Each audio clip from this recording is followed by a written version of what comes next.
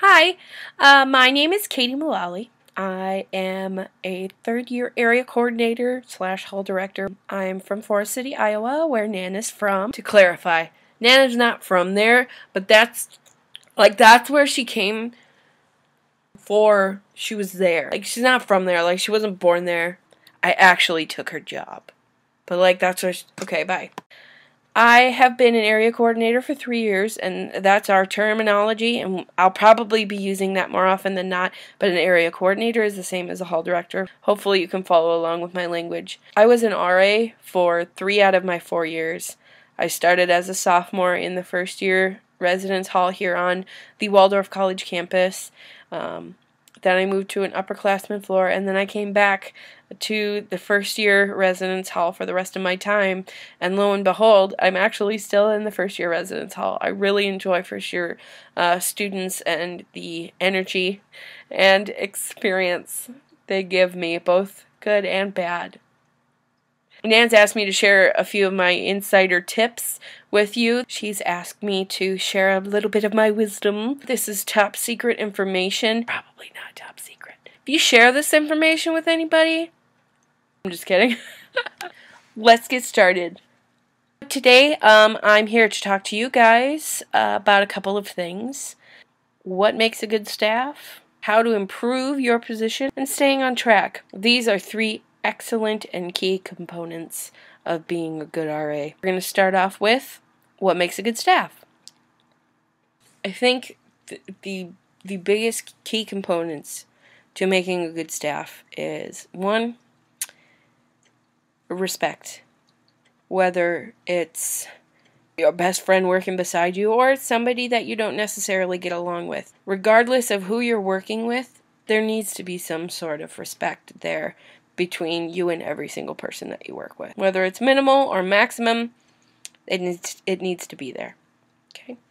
Number 2, I would probably say communication. Communication is probably the most important thing in a good staff. Not only you communicating to your area coordinator or to other RAs or CAs, it's also your communication and follow-up.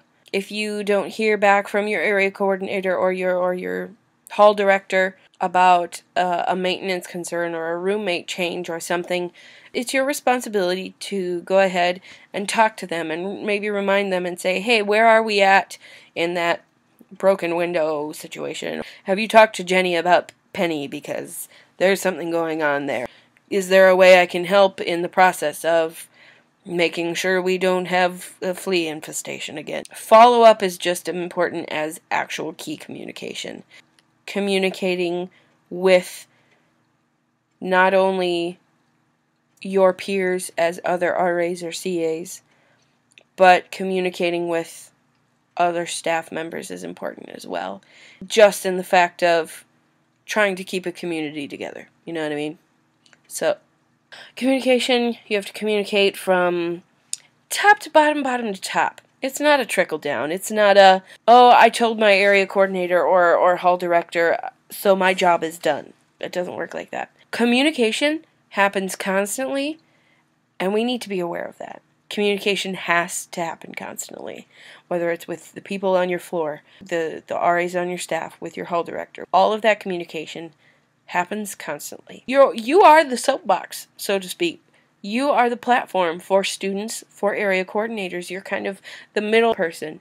You've got your resident who has a problem that your area coordinator can fix. You have an important message from your hall director, and it needs to get to the student. They're going to use you, posters, mail, door-to-door knocking.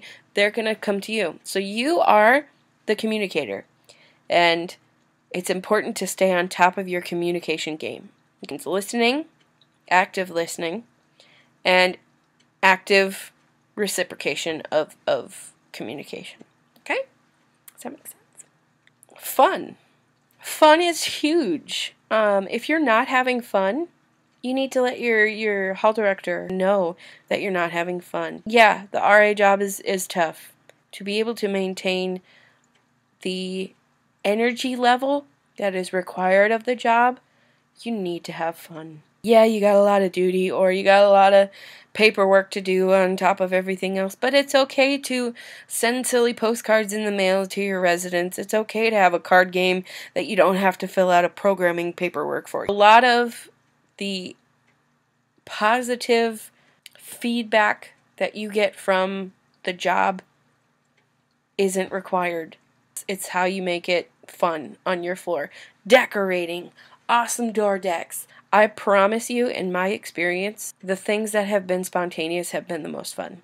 There's a game called Cards Against Humanity. If you don't have it, you need to get it. It is so much fun, especially for a college crowd. Write it down. Cards. Go ahead. Against Humanity. Hilarious game. It's like apples to apples, but for terrible people. Having fun. I had a program. Seriously, I don't even know how Nan counted this as a program, but she totally did. Thanks, Nan. I had a program where I took a vacuum cleaner to my floor, and I said, "Vacuum party!" I had an awesome time sharing a vacuum cleaner. It happens. Vacuums can be fun. What number are we on? 4? 5? I don't know. You. It sounds kind of funny. You make a good staff. Your element. You are your own person, and the reason you were probably hired is because you are your own person. And there's an element of you that your hall director wanted on the staff. There are elements of you that no one else has that needs to come to the table. While growing in the position, it's also really important to stay true to who you are. Stick up for yourself. If you don't agree with something, be able to use a proper platform with not necessarily negative commentary, and speak your mind. It's okay to speak your mind. Things don't change if you don't speak your mind. And that goes with residents too. There will be times when you will meet a resident who you don't necessarily agree with, and it's okay to have a conversation about that. I'm not saying ream them into the ground because you disagree on your political viewpoints. No, but it could be a really educational moment where you guys share a conversation with each other on your different political viewpoints. You need to stay true to who you are because you are an element to a whole staff. It's like a pizza, or it's like an ice cream flavor, you know? Like, you're unique. Of course I'm going to talk about food. You're the pepperoni to the supreme pizza. Somebody else is a sausage. Somebody else is a green pepper. Broccoli. Can you even put broccoli on a pizza? Maybe you are broccoli, and maybe you do belong on this pizza. That's okay, dang it. You just be you. What makes a good staff? Respect, communication, fun, you. I think my last one is going to be community. And it's probably, I know I already said this about communication, but it's probably the most important part of being on a staff, of being in a building, of being in residence life. You are creating a unique experience for your residents, for your staff members. You are creating memories, and you are creating opportunity to grow and challenge students in positive ways. You have a responsibility to cherish that development. It's kind of like a flower. I'm going to use the old cliche flower thing. Plant the seed.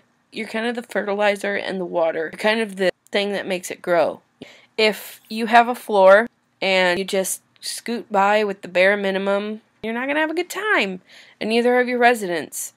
But if you encourage this element of community, of showing that you care, of creating activities, of being spontaneous and fun, of being yourself, of having a respect to your students and your staff and getting that respect, having all of those elements creates that strong community. You gotta have community if you want to have the good floor. This job takes great effort, and it's not going to come easy if you just scoot on by.